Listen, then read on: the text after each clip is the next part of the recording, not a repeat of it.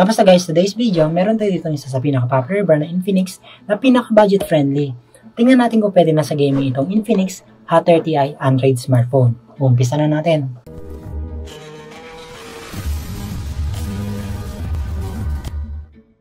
Below 5K lang itong 30i na Infinix na mayroong basic specs na 4GB plus 4GB RAM, 128GB na internal storage, at meron siyang 90Hz na refresh rate.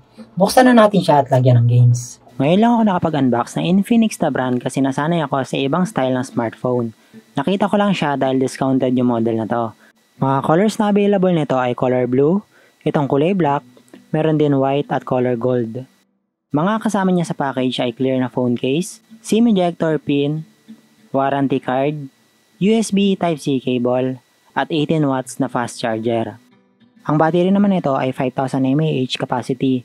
Matagal na din malobat at kapag na full charge ka, automatic madidisconnect yung power ng charger sa phone kaya safe ka sa overcharging.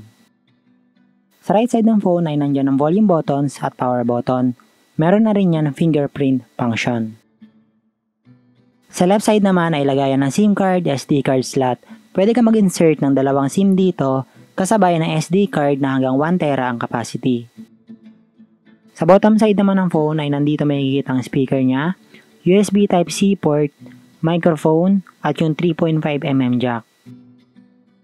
And sa likod naman niya ay yung 13MP AI dual camera at yung flashlight ng phone. Ngayon naman guys, i-start natin yung phone, tingnan natin yung specs niya at lagyan din natin ng games.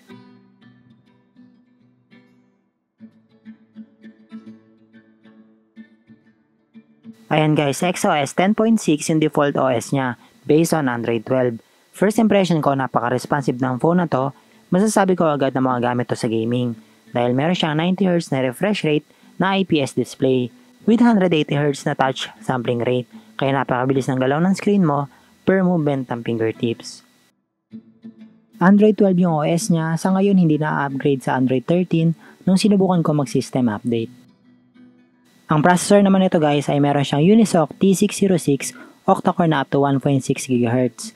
In comparison, more or less para siyang Helio G35 ng MediaTek or Snapdragon 660 ng Qualcomm. Pero itong si Unisoc ay mas bagong labas na chipset compared dun sa dalawa. At bukod sa 4GB RAM, meron siyang memory fusion o 1GB, 2GB, or 4GB na virtual RAM. Iset natin siya sa 4GB RAM then restart natin to apply the settings. Ayan guys, na-restart ko na yung phone ko so basically naka 8GB RAM na siya. Pero tandaan natin na additional 4GB RAM ay virtual RAM lang o kumukuha ng maliit na bahagi ng storage memory para suporta sa 4GB RAM natin. For certain functions, halimbawa magdagdagan yung number ng apps na pwede natin ma-run in the background. Or posible din na pwede natin ma-run yung mga apps or games na hindi kaya ng basic 4GB RAM. And bukod sa memory fusion, meron din ibang built-in functions itong si Hot 30i katulad ng smart panel, game mode option para iwas sa bala during gaming at focus lang sa games, social turbo na commonly designed for WhatsApp, upgraded experience para sa app na to kaya kung mahilig ka sa WhatsApp, maganda ang Infinix na brand.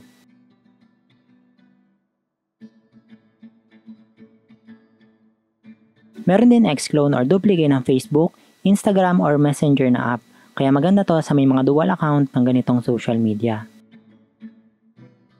Video assistant or improving your watching experience, basically avoiding notifications or any disturbance habang nanonood ka ng palabas, at support na din for higher possible resolution based sa aspect ratio ng phone. And panghuli, meron siyang peak proof o i-hide yung certain area ng phone mo at i-darken siya. Maganda to pag pupunta hanggang website or social media, tapos may mga area ng website ka na ayaw mo or ibang tao na makita. Pero pag may ganito, mas gusto ko siya gamitin sa e-book para focus lang sa pagbabasa at avoiding spoilers na din. Bukod din pala sa Play Store, merong Palm Store si Infinix. Separate gallery siya para makapag-install ng apps or games. Katulad ng Apple App Store sa iPhone or Huawei App Gallery. Pero para sa akin, mas gusto ko pa rin mag-download ng app sa Google Play Store mismo. Sa games naman tayo guys, umpisa natin sa Metal Slug. Sobrang smooth niya kahit naka-manual mode yung firing setting niya, madali pa din i-handle kaya suwabe itong Hot 30i sa mga 2D games katulad nito.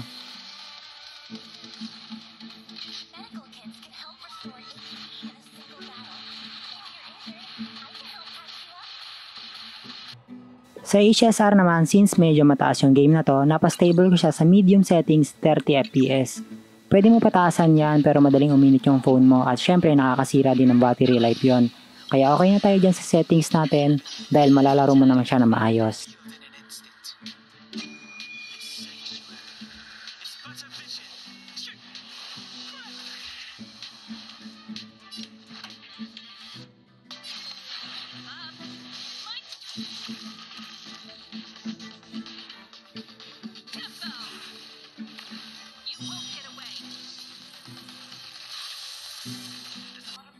And panghuli sa MOBA games katulad ng ML at itong Wild Rift.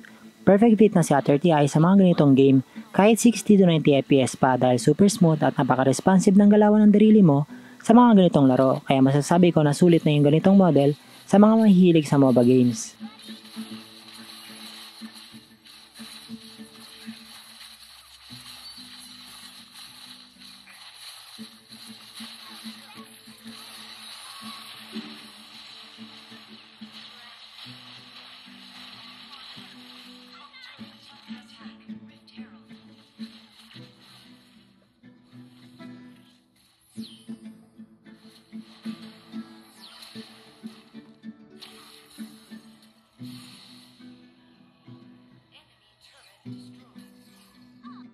Ito naman guys yung sample images and video capture ng ating Infinix Hot 30i. Mga latest trend na smartphone ngayon ay merong AI camera enabled.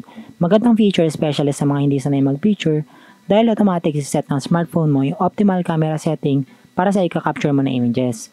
Halimbawa kung nasa medyo madilim ka na area, gagawin ng AI camera ay tatasan niya automatically yung exposure ng camera finder or isiset niya sa night mode yung filter bago niya i-capture images.